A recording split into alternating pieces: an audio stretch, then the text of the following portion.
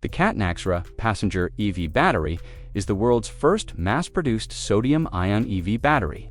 He walked through the halls of the Shanghai Auto Show with the same excitement he felt every year. But this time, something felt different. The show was packed with concept cars, luxury EVs, futuristic interiors, and experimental mobility designs. Yet among all of it, one machine immediately grabbed his attention. It was an electric vertical takeoff aircraft, an eVTOL with a claimed endurance of about 1 hour and 20 minutes and a range of around 250 kilometers. The idea of a small aircraft lifting off vertically and traveling that far on electric power alone felt like a look into the next decade. As impressive as that aircraft was, he quickly realized it was not the highlight of the show. The true shock came from 3 major battery announcements from CATL that he believed would shift the entire automotive landscape. He had been creating technology content for years, but this moment felt special. CATL had unveiled the world's first mass-produced sodium-ion battery called Naxtra, a dual-chemistry battery platform called FREEVOY, and the second generation of their ultra-fast charging Shanghai battery. He took a deep breath, ready to break each one down and see how they connected. As he spoke, he made it clear that CATL had partnered with him for access, but the opinions and excitement were fully his own.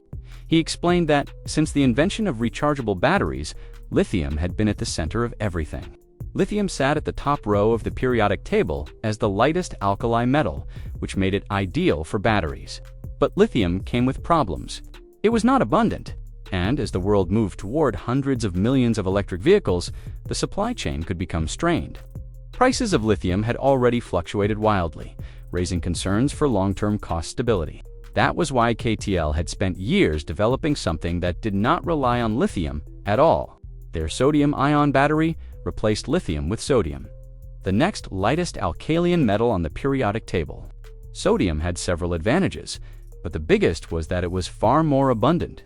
He pointed out that sodium was over 1,000 times more plentiful than lithium in the Earth's crust, meaning that, as production scaled up, sodium-ion batteries could massively reduce costs and help lower EV prices. The second major advantage was cold temperature performance. To show this, CATL demonstrated a sodium-ion battery operating at around -40 C. Even in that extreme cold, the battery powered a kettle, lights, and other devices. The point was clear. Lithium-ion cells struggled in deep cold without heating elements to keep the chemistry active, while sodium-ion batteries continued to operate with minimal loss. For countries with harsh winters, this could be transformative. However, sodium-ion chemistry also had drawbacks. It lagged in energy density. That meant heavier packs for the same range or shorter ranges for the same weight. This trade-off was the reason sodium-ion batteries had not replaced lithium-ion across the board. But this was also where CATL's second announcement came in. He explained that engineering was always about balancing pros and cons. Different battery chemistries behaved like different materials and wiring. Copper was the best overall balance. Aluminum was cheaper with reasonable performance. Gold was excellent, but too costly. In the same way, lithium iron phosphate offered long cycle life and safety, but lower energy density. While nickel, cobalt manganese offered efficiency and range, but cost more and degraded faster. Automakers had always been forced to choose one over the other. That choice determined the vehicle's behavior, charge rate, and overall performance.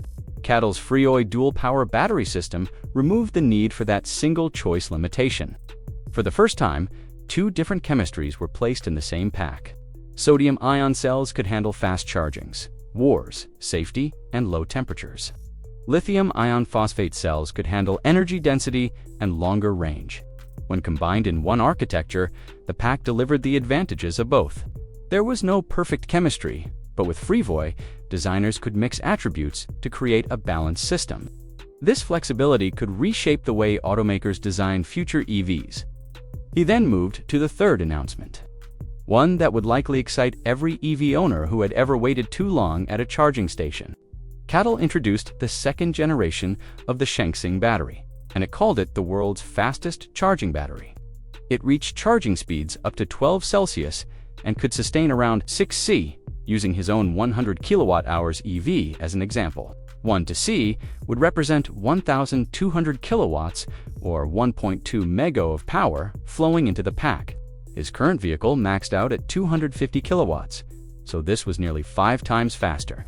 That meant recharging over 500 kilometers of range in just 5 minutes.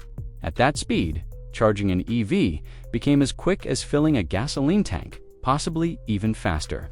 Now, first, like always, be sure to hit the like button down below. It helps us out tremendously with the reach of this video. Thank you. The numbers became even more shocking. 75 kilometers of range could be added in just 30 seconds. That translated to roughly 2.5 kilometers of range per second. He also explained that cold temperatures usually hurt fast charging. Yet, even at -10°C, the Shenzhen battery could charge from 5 to 80% in around 15 minutes. These speeds were possible because CATL adjusted not only the chemistry, but also the internal architecture of the battery. The battery used a supercrystalline graphite anode. It formed a more uniform structure that allowed ions to move faster. Next was an enhanced electrolyte formulation that maintained stable reactions even under extreme charging currents. The multipath electronic flow design allowed electricity to move across the battery more evenly, reducing hotspots. Finally, the cathode used advanced conductive materials that sustained high current without excessive heat. He then explained that CATL's breakthroughs did not stop at cell design. Pack thermal management was equally important. CATL displayed an extruded view of one of their battery packs, showing a long cooling ribbon running between every row of cells. Instead of cooling from below, the liquid coolant passed across the entire surface area of the cells, removing heat much more effectively. This was critical because the heat generated during 12C charging was enormous. Without advanced cooling, the battery would degrade quickly or shut down. CATL's approach allowed the pack to maintain high speeds safely. CATL also offered complete modular platforms that integrated their cell-to-chassis battery architecture. In these platforms, the battery pack itself formed part of the vehicle structure. They even included axial flux motors, inverters, and electronics. He realized CATL was no longer just a supplier of cells, but a company offering entire EV foundations that automakers could build upon.